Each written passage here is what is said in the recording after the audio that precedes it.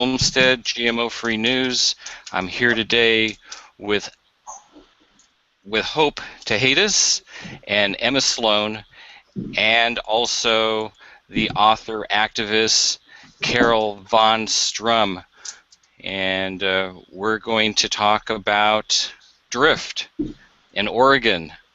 And so, Emma and Hope, can you tell us a little bit about yourself? Yeah, so Hope and I were students at the University of Oregon last year, and we were lucky enough to take a class through the Environmental Leadership Program at the U of O. And we went down to Gold Beach, Oregon, where we met a community that had been affected by herbicides back in 2013 as a helicopter was spraying clear cuts near their homes. So we formed really great bonds with this community and ended up producing a documentary in collaboration with them. And that documentary is called Drift. You can see it up on the screen here. It's about 19 minutes long, and it just tells the story of the incident and kind of how state agencies responded or didn't really respond to the incident, and kind of how the community came together over this. What was the incident? So on October 16th of 2013, around noon, a helicopter was spraying herbicides on 4 different clear cuts in this one valley of the Oregon coast. It's about, I would say, 10 miles from the actual coast. So he took 8 trips over a stretch of homes, back and forth, and the whole time either dripped or had his boom open and was spraying herbicides.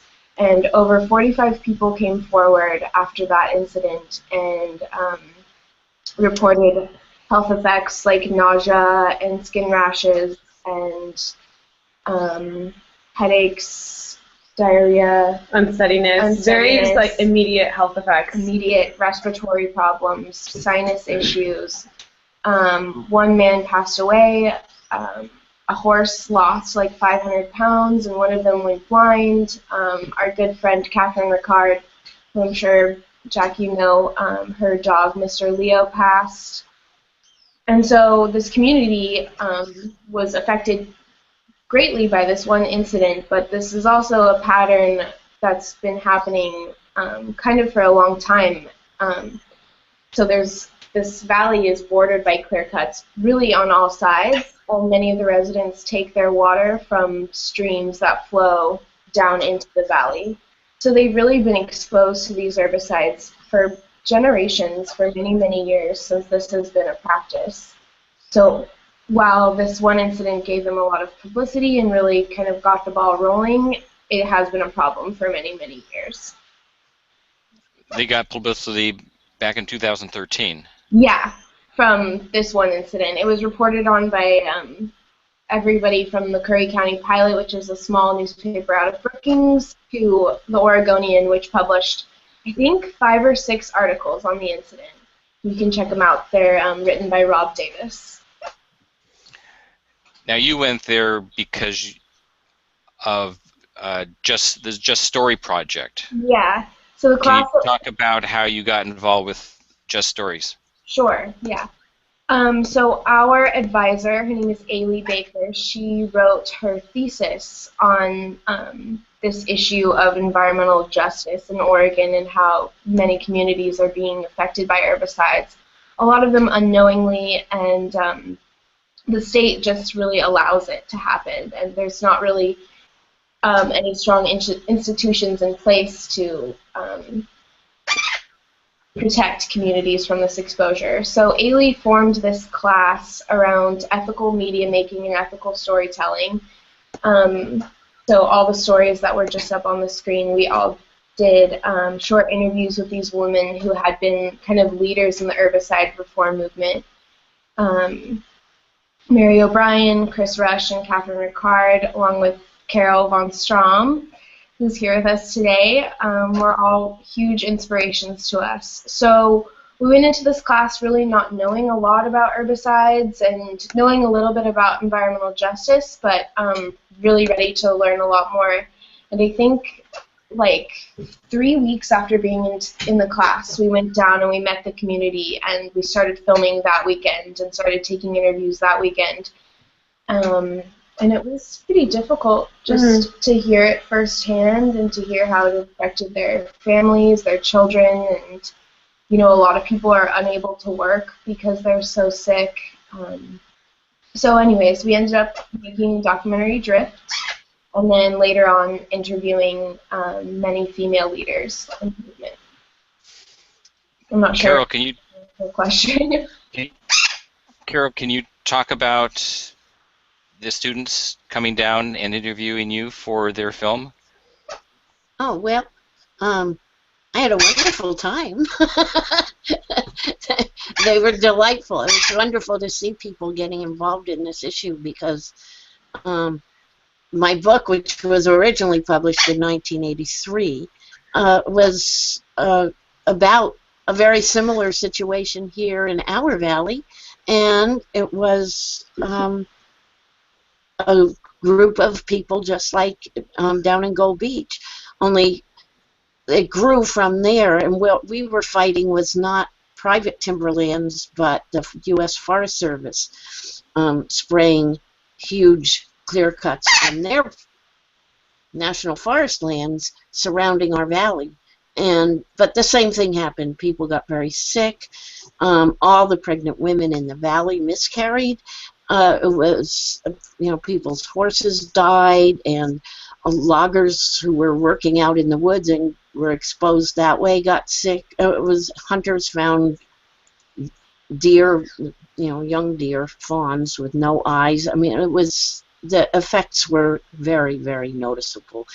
But the Forest Service totally denied that there was any problem.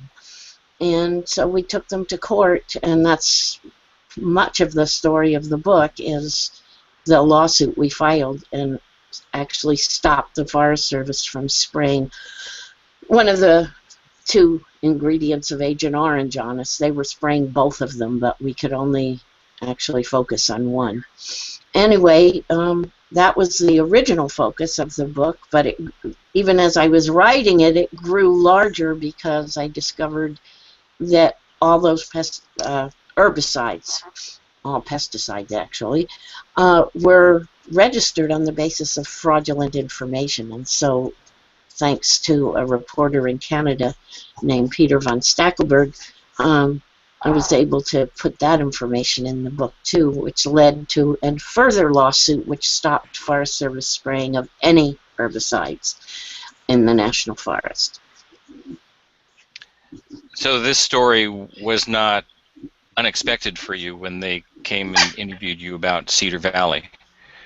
Not at all, because what's been discouraging to me is that, yes, we, in this small area of Oregon, basically, were successful against one agency, the U.S. Forest Service. We were, what the Forest Service eventually did, not spraying anything, didn't take off and spread to other agencies or private timber companies.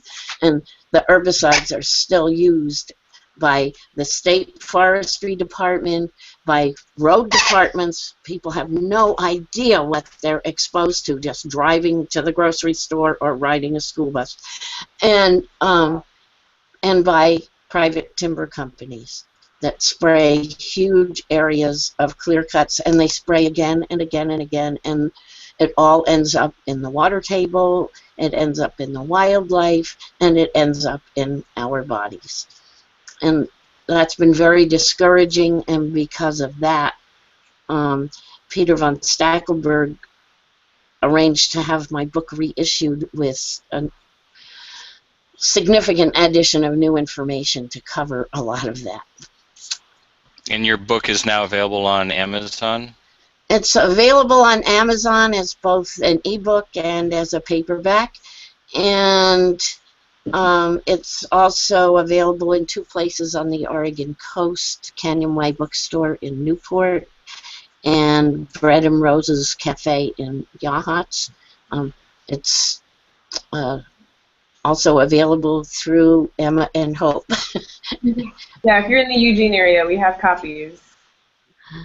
And Carol, you donated your books Yes. to OHEH. Well, I can't give them money, but I can give them the books, and then they can, use the book, the profits they get from the book as a donation. Yes. How long have you been at this? When did you start? Start what? Your mission on educating people about the practices of spraying in Oregon. 1975 and 1976. That was when 1975 was when we got sprayed by the Forest Service the first time, and by a county road crew, and spraying the roadsides. And I've been at it ever since. That's discouraging. It's inspiring, but it's also a little discouraging. It's still going on. Yeah, Can you guys talk a little bit about meeting Carol? Well, first I just want to say how beautifully written and accessible, just for the average person, Carol's book is. I'm about halfway through, and I hope to finish it sometime in the near future. I'm really, really enjoying reading it, so I just really suggest it to anybody who has any interest in this at all and doesn't really have any background information. But we actually weren't present for Carol's interview. Our class was a cohort of 13 students, so some of our peers went and interviewed Carol. But we were lucky enough to have Carol speak on our panel at the Public Interest Environmental Law Conference this year. We're really, really lucky to have her, so thanks, Carol, for that. And you can check out her interview that our fellow students did on juststories.uoregon.edu, and it's up here, right here, and she's here with her good friend Susan Swift Parker. Carol, is Susan back in the country yet? Yes, she is. She's back from India, and I haven't even seen her yet. She's been so busy, but she is back, and sometime we should get together with her again and with you guys. Yeah. Do a follow-up interview. And at least get her to sing her song again. Yeah. Yeah, and full disclosure, Carol and Susan are great singers. Yeah. So go watch the video. I didn't know that you were a great singer, Carol. Oh, I'm not, but Susan is. She is a great singer. Should we give a little preview? Yes. Okay. I'm not sure if you'll be able to hear the song. There's a big lumber baron out to poison our land. Kill off the hardwoods, they ain't worth a damn. Harvest the fur, ship it off to Japan. And we just want to know, where do you think it all goes? It's Carol Van Strum, and Susan and I kind of started everything back in 1970, what was it, 75? 75. Yeah. So that's a little preview of how the interview went. Did you like that, Carol? The song? Yes, that was great. Yeah, we enjoyed watching that one for sure. And that one of the advice that you give in the interview is, no matter what you do in this world, that whether you're a singer or an artist or an activist or a public speaker, do what you do, and that's how you make change, is when you really follow your heart and stay passionate about what you're involved with, and stay true to yourself too, without, losing it in this whole movement, because it is frustrating. I can't imagine being involved with this this is something that we're going to be involved with the rest of our lives, but we are definitely fresh in this movement and have only been involved for a couple years now. But it's a very important thing that we have going on here. It sounds like this class, Just Stories, changed your life. Oh, definitely. Definitely. Nothing we were expecting, that's Yeah. for sure. And if one thing, it's given me such an appreciation for how healthy my friends and family are, and how lucky I feel to live in a world where like this poisoning does happen to the unexpected person.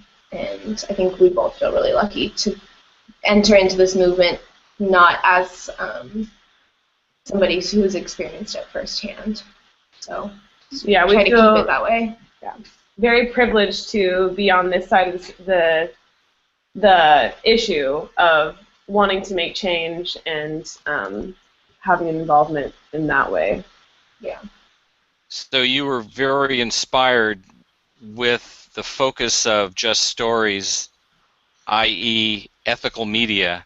Can you explain ethical media?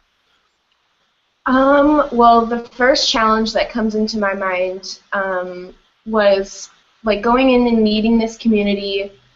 We really wanted to make it in collaboration with them and to take their wishes in, but also report on it, giving kind of the full story. So a lot of the people who work in this community come from logging families or were loggers themselves. And so they were very cautious about bad-mouthing the logging industry.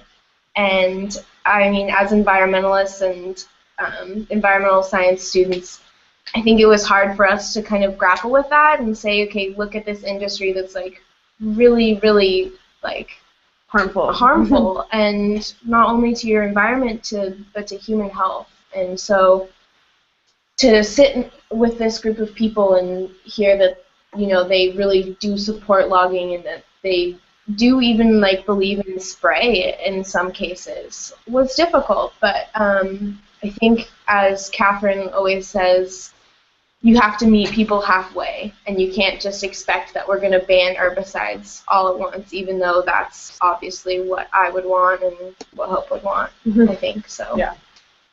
And another thing that, like, when we first started this class is we started by understanding what was wrong with the media in today's world. So, mainstream media is all fear-based and isn't telling the story from the perspective of the community affected or the perspective of whose story is being told, and more as how can we get a reaction out of the public? How can we get, it's different values of the story. So, learning how fear-based media is not productive and usually isn't the truth was a huge hurdle that we had to get over, just to understand like how the way things are now and the way things are in the mainstream media is pretty skewed by perspectives and different things like that. Other than your organization, who else is practicing ethical media, in your opinion?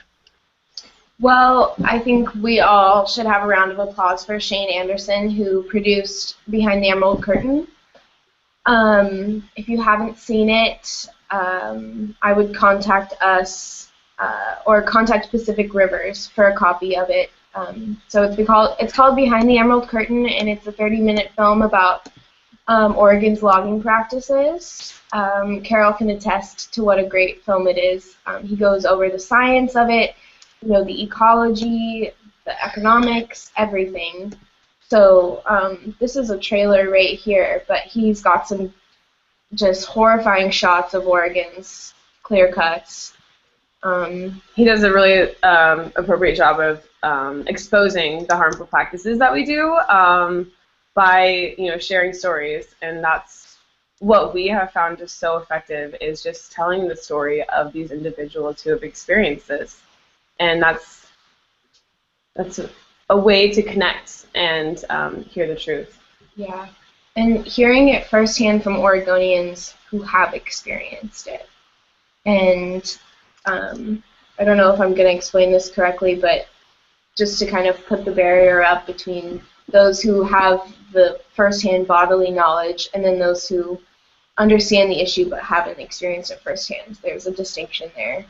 and that's important to us. So in this film, he talks mostly to the community of Rockaway Beach, who's also been hugely affected, and their water source is really contaminated and is not okay by EPA guidelines. So 80% of the Jetty Creek watershed has been clear cut, which, as Nancy, a woman in this film, says, if 80% has been clear cut, 80% has been sprayed. Yeah. So it's pretty horrifying. As this image, if you can see right here, that's Jetty Creek. And you can see there's not a lot left of the forests there. But back to your question, Jack, I think that there's very few organizations that do even produce media on a wide scale, and that was kind of the one of our reasons for creating this nonprofit, was that we worked in collaboration with Beyond Toxics as well as the community of Gold Beach to produce Drift, and Lisa Arkin of Beyond Toxics actually introduced us to the community, so thanks to Lisa for that. But we were kind of... Lisa who? Lisa Arkin. She's the executive director of Beyond Toxics.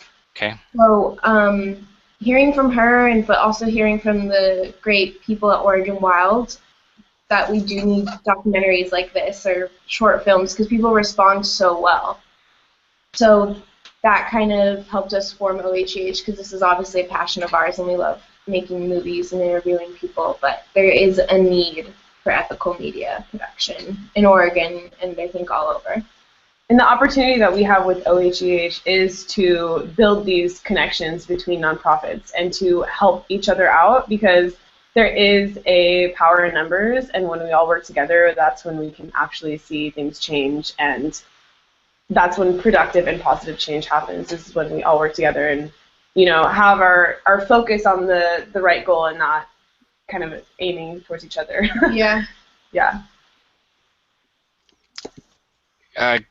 Can you talk about your new trailer that you came out with?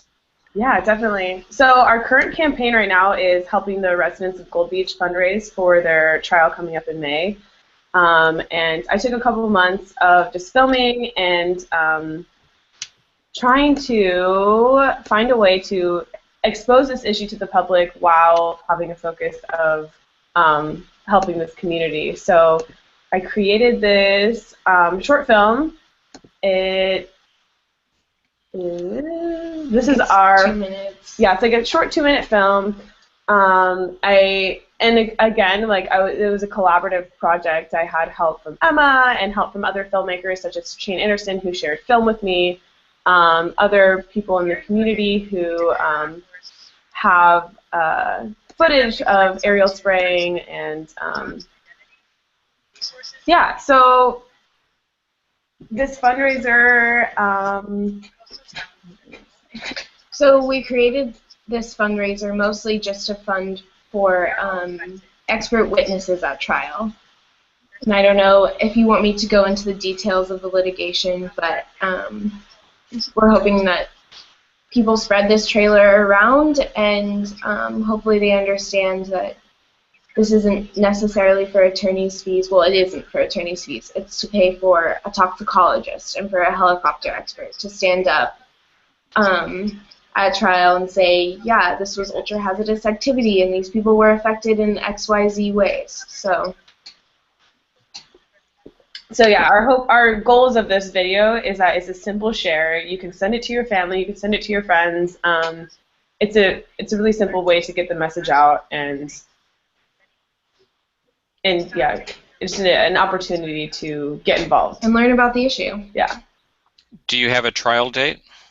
Yeah, so trial begins May 3rd, and it's set to go for about 3 weeks, 2.5 maybe, so that would be May 18th.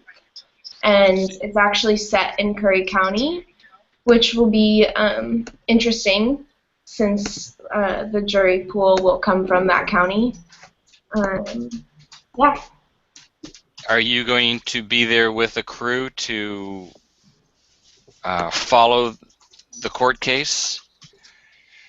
Hopefully I'll be able to make it, yeah. keep everyone updated on what's going on. We're hoping that the date stays how it is. Yeah, it stays May 3rd. The trial's also been pushed back, I think, 3 times. The original date was November, I want to say, and the defense, the helicopter company, and the timberland owner have just been doing everything that they can to exhaust this poor community, exhaust their financial resources, and just delay this as long as possible. So it's pretty frustrating. So, Carol, can you talk about court cases that you've been involved with? Yeah, most of mine have not been for damages, as in this case, which is important that that's finally happening, but it's much more difficult because there's a rather, well, it's more difficult. You have the timber companies and the chemical companies can outspend you no matter what, and it's, well, their whole philosophy in a court case is to delay things until the plaintiffs die off, and I've actually heard that be said by a defendant, and that's what they do. They will try to outspend you, wear you out, use you up, and then offer to settle for peanuts, and keep the record entirely secret as part of the settlement. It happens again and again, and I think court cases like this are important because they do cost those companies money, but nothing like the impact that the cost can have on the plaintiffs. Carol, can you talk about your court case that you end up winning? How that was drawn out? What, didn't it draw out for years? Well, no, the original one did not. It was CATS, Citizens Against Toxic Sprays. We had about 5 minutes to come up with a name for ourselves. But we were suing an agency of the federal government. And oddly enough, you can't sue the federal government to make them stop poisoning you. You can only sue them under the National Environmental Policy Act to do a better study of what the spray will do to you. And their environmental impact statements were a laugh at that time. This was in the early 1970s. And their environmental impact statements were about 1/4 of an inch thick, and they were mostly maps, which are horrifying in and of themselves because they were basically covering every square inch of the national forests in Western Oregon. So that was horrifying in itself, but they didn't even discuss the impacts on wildlife or on humans, none of that. And that was why we won that original lawsuit, was they had failed to put in their environmental impact statement what the impacts were going to be. But that's kind of a hollow victory. And but a year later, they did come out with a much fatter environmental impact statement. And they did include a bunch of studies from Vietnam and animal studies, etc. And then they just concluded that this wouldn't happen here. And the judge very reluctantly approved that second environmental impact statement. But meantime, we had been gathering information on the chemicals they used, and NCAP, which grew out of the original CATS group, the Northwest Coalition for Alternatives to Pesticides is NCAP, and they filed a lawsuit, and we also filed a personal lawsuit, Paul Merrill and I, against the Forest Service, stopping them from spraying any herbicides because none of them had been validly tested for safety. So those were the 2 major ones that I was involved with, and then peripherally helped provide information on other ones, including a lawsuit, another lawsuit for damages by a a Forest Service worker in Montana who was heavily sprayed and later developed non-Hodgkin's lymphoma and actually died before that's what I mean about them hoping the plaintiffs will die off. But his family continued the lawsuit. So I did help on that one too. Did you feel as though justice was served Where? in your court case?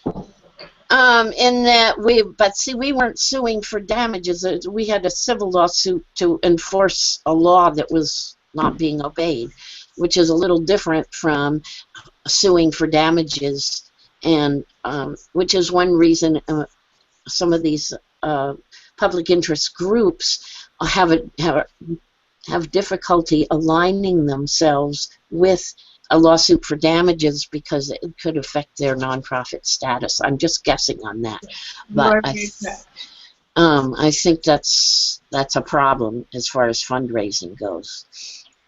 Can you talk about your fundraising efforts, Emma and Hope? Yeah, so actually the way we set up OHEH was that we are able to help fundraise for lawsuits. So we're here for that, and we're here for ethical media. So the main expert that we are fundraising for is the medical doctor, and he is costing almost $70,000, which is a lot of money, but he will be incredibly useful to the case. So our fundraising is everything from our online crowdsource campaign, our wonderful short video, and we're also holding events, film screenings. We've shown Behind the Emerald Curtain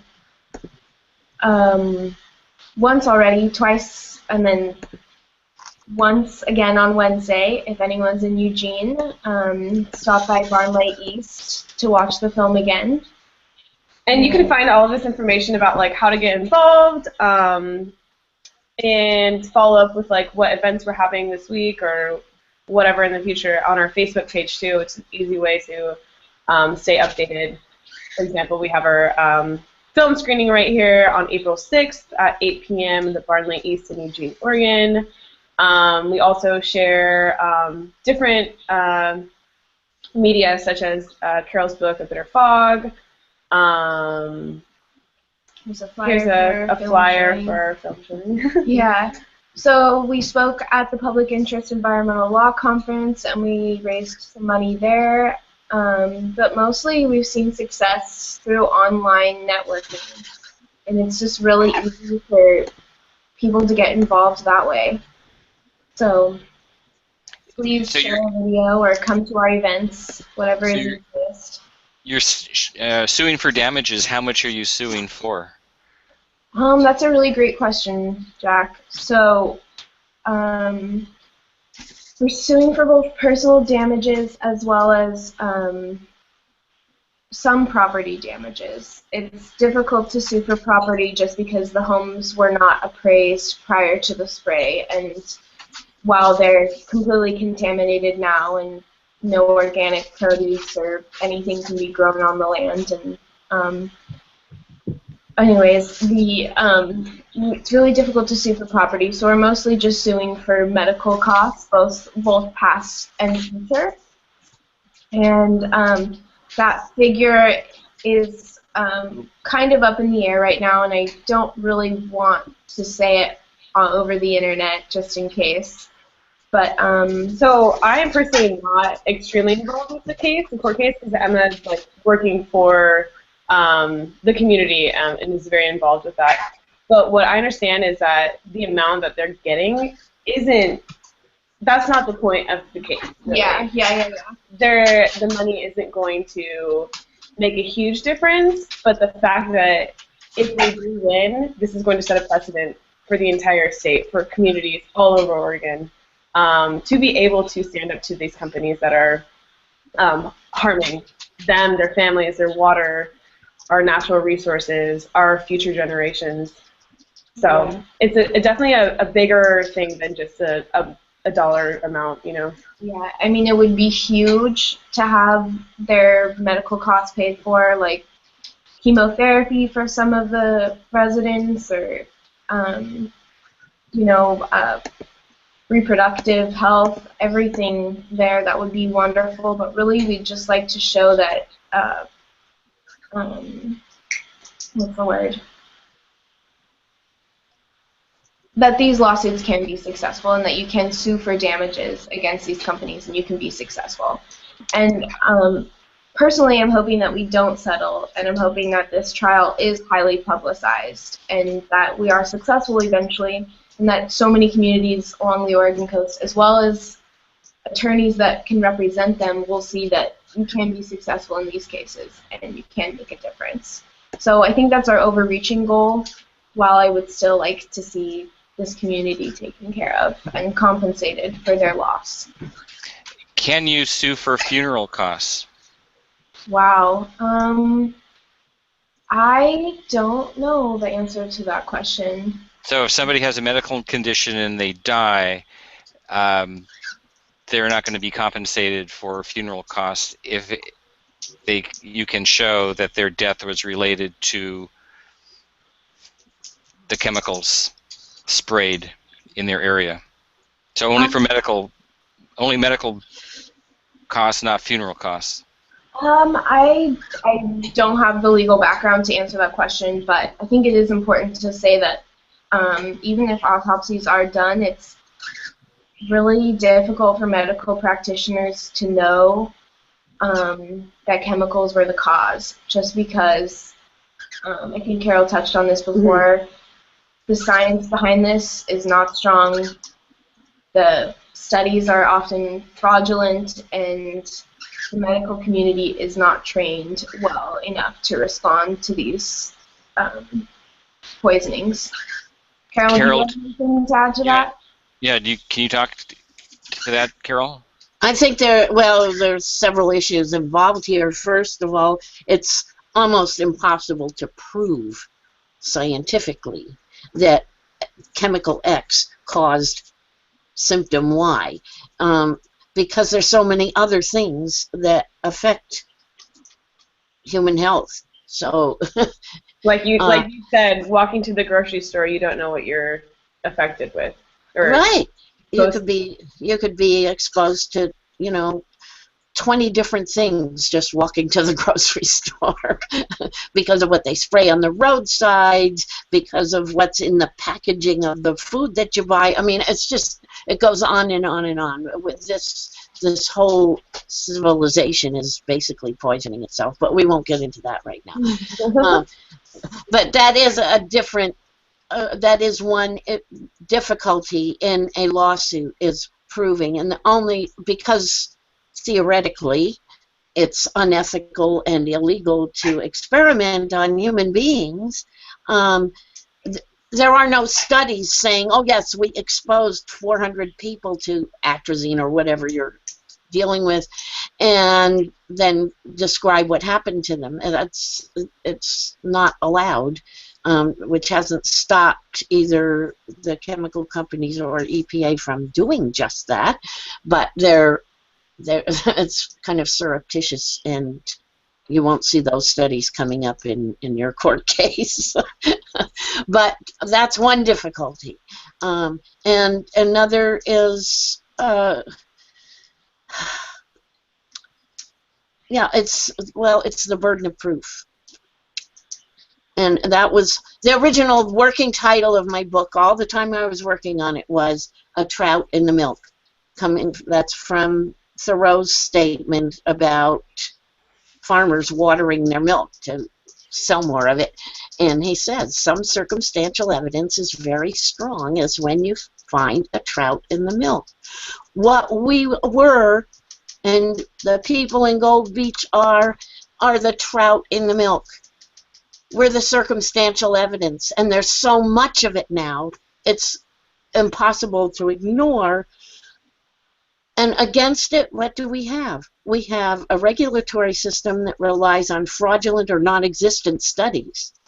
And yet, those fraudulent and non-existent studies have more weight than our personal experiences and which are multi-generational. I mean, we're talking about, well, my children will never have children.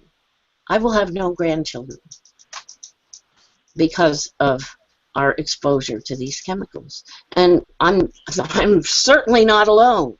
And that's frightening. That's frightening, and it's horrible. And yet none of that will come out in a lawsuit. So that's, I think I got off the track here. What was the question? Getting me all riled up, Carol. Yeah. Well, it's important. It's important for people to realize it. This is real. We were the lunatic fringe back in the 1970s. The media, the newspapers treated us all like nutcases and hippies and dope growers, which the Dow Chemical even publicly said that. Oh, these are just marijuana growers trying to protect their illegal crops. And that was the media picture of the people that were originally involved in the Katz case, who were not just people out here. We had loggers, we had doctors, we had nurses, we had teachers, and a number of scientists and people in town who just cared. They cared. They saw what was happening and they cared. And I think that's why it's so important what you were doing, because we have to wake people up. We have to wake them up.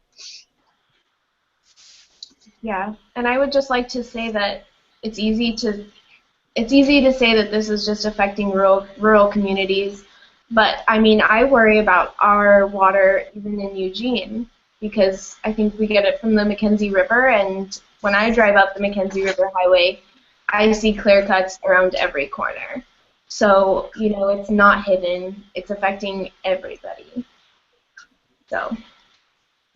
Absolutely. I mean, I forget what the figures are, but some of these chemicals like atrazine are found in like 90% of public water supplies in the United States.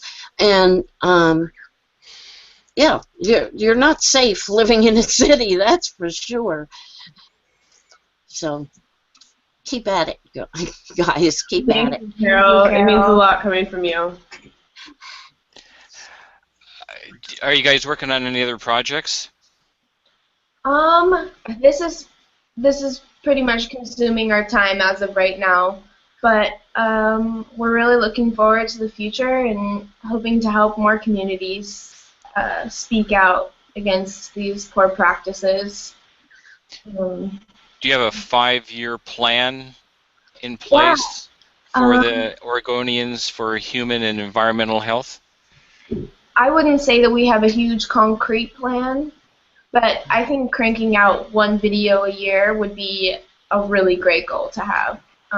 Whether that's realistic or not, I don't know, but we're also hoping to expand, more toxic issues, but also, First Nation rights and things like that as well. We're also really passionate about.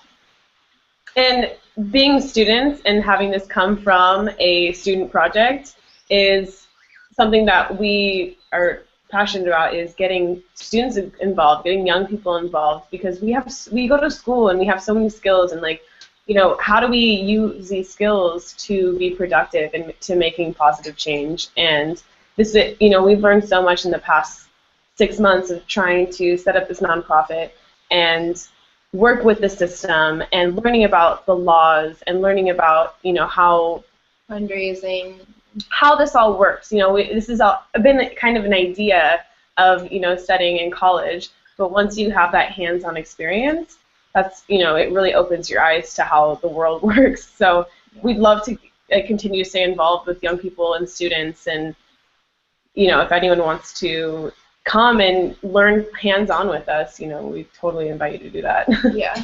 And I think also studying environmental studies and environmental science can be unbearably frustrating, because you're presented with problem after problem after problem, and I really felt like there was really nothing that I could do personally. So meeting the community and making this documentary was a huge release of energy to actually work on an issue and to see it kind of getting the ball rolling and differences made. So if there's any students watching, get involved. Don't feel too just discouraged. Stay in the classroom. Yeah. Yeah. Are you going back to schools, like high schools, colleges, doing presentations? Are you thinking about doing any curriculum for schools, like grade schools, high schools? Wow. That would be awesome. You've got some great ideas, Jack. Those are just questions. We're speaking to an environmental club at Sprague High School in Salem sometime in the next couple weeks. Just a little environmental club. So it's going to be interesting to see how high schoolers react to this issue in their state. Looking forward to and we that. also work with some student groups on campus at the University of Oregon who have, heard the story and completely felt passionate, just as passionate as we have, and are doing their best to spread the word to more people just like us. Yeah. Because, it happened to us last year in January when we first heard about this issue, and I was just absolutely mortified to know that I've been living in Oregon and not understanding what's actually going on in my forests. And I know that there is a lot of smart young people out there that, if they knew about this issue, would feel exactly the same as I felt when we met the community of Gold Beach. Yeah. And we want to keep this conversation going and keep the dialogue strong and keep it open, because we are students and we're forever going to be forever learning and understanding how the world works and how everything works together, Can you talk about some of the heroes of the Gold Beach incident? Oh, some wow. of the residents. I mean, I think the first person that comes to mind for me is James Aldridge. He was a logger his whole life. He's actually an engineer and operated the, what's it called? I can't think of the name now, but he has been a logger his whole life, and the logging company that he worked for actually sprayed the clear cut behind his home, poisoned his water, and then lied to his face about doing that. So James is a huge inspiration to me, because just watching how his idea of the issue has changed, and meeting him last year, I think it was Hope that asked him, like, after all of this, like, do you consider yourself an environmentalist? Mm-hmm. And he still said no. So it's a really interesting dynamic, but James has been so strong through this whole thing, and he's really what I think about when I think of this community, and his wife Pam, but also Catherine Ricard, who's just, they call her the bulldog in lipstick, and she is completely that person. Jack, you should consider having her on here. She's got a lot of great things to say. But really, the entire community. The entire community, yeah. I mean, same with Carol, same with anyone who is speaking out and sharing their story. It's such an intimate and it's such a personal thing to put, your life, your story on the line out to the public, and to, stay strong about it. And in a small community where what you say is heard by everyone and judged by everyone, and yeah, it's very brave what they've done. Sandra? Emma, are you learning a lot about the law?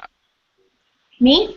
Yes. Yeah, I try to take it day by day. I am working with Paul Merrill, who assisted Carol in one of their lawsuits, and he's been a great guide for me, as well as Ralph Bradley, who helped get the emergency ban on 2,4-D back in the 80s, Carol, if I'm correct.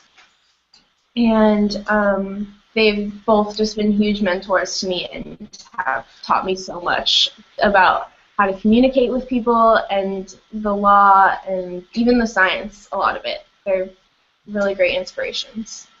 So learning day by day. I wouldn't say I'm an expert. Carol, do you have any words of encouragement for Hope or Emma? Well, they should both just keep at it, because I'm not going to be around that much longer. And we're kind of the old guard here, the folks that started this back in the 70s. But thank God you guys are keeping up and doing what you're doing. I think that's really, really encouraging. It's very encouraging, and especially that you're reaching out and you're actually communicating with younger people and helping them see, like you said, what's going on in their own state. And it has been kept under the rug for a long time. So don't give up. That's my word of encouragement. I don't think there's any choice, but yeah. Kind of once you learn about it, it's really difficult to step away. So. Well, and there's, I think what got me started most of all was being lied to. It was like I had no experience with being blatantly lied to by people in positions of authority or knowledge, people in universities and people in the Forest Service. They blatantly lie. And when I realized that, it was a huge disillusionment. Maybe I think I was very naive. Yeah. But well, Carol, if you can talk a little bit about your story. You really started in Berkeley, California, during the protests and the activism down there. They were logging bricks through the window of your bookstore. I think you were living over the top of the bookstore, and then you went to Mendocino trying to get away from that. Then the dope growers came to Mendocino. Then you moved to Oregon, hoping that you could raise your family, your kids, in a healthy environment, getting back to the land. You bought 50 acres, and 6 months later, they're spraying your family. You got ducks and chickens that are being born with their feet backwards. Well, yeah, and our children. And it's the example I give is we tried to get somebody to acknowledge what was going on, and you can hand them holding a dead dog, and they're denying that it's dead. No, it's not dead. I mean, that's how open and blatant the lying is. And the chemicals are absolutely safe. They're as safe as table salt. Again and again, we were faced with that kind of lying, and I still don't tolerate lies very well, I guess. What advice do you have for Hope and Emma regarding the lies that they're going to face? Expose them everywhere you can, and you know what? Look, make fun of them. I mean, you have to. You can't be so dead serious all the time, or you will burn out. That's why people like Susan Swift and other musicians writing songs about what was going on that totally made fun of the whole thing, of these companies that lie and that come in and poison people. That's a grim subject if you can't get some humor into it and make people laugh at the bad guys. It's one of the strongest weapons there is, I think. How about ridicule? Well, same thing. Ridicule, but in a way that they can't really counter it. They can't. I think it really, I'm not saying all the time, it's just very important not to be too deadly serious, or you will burn out. You will burn out. And it's harder to hold on to an audience or a group of people that you really want to keep involved if you don't lighten it up sometimes. And You have to look for your own ways to do that, and people have their own ways of responding, and your way will not be the same as everybody else's.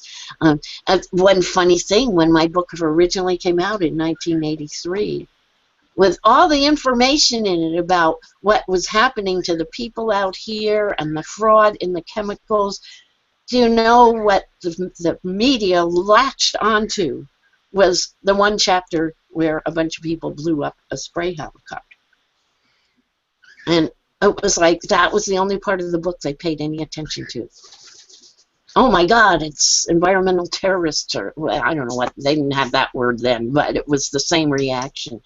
But it got their attention anyway, but it did distract a bit from the actual issue, which was these people were so frustrated that no one would listen to them, and they couldn't stop it any other way. And that's what you're trying to prevent in your way, is more legal methods of stopping them. So keep it up. On that note, thanks so much, Emma and Hope. I really appreciate your time. Is there anything else you'd want to talk about?